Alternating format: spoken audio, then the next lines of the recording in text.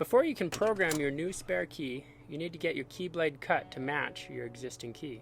Did you know that vehicles with a push button start like this still need an emergency key blade cut? To get your key cut, you can either run all over town trying to find someplace to cut it, or you can add our key by photo key cutting service during checkout.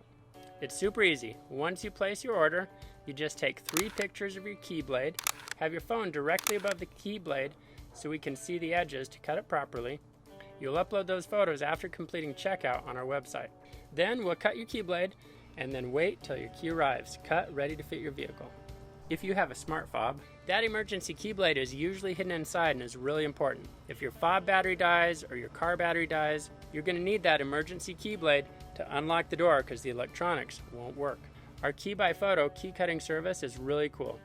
It saves a ton of time and hassle, and we think it's pretty amazing and hope you do too.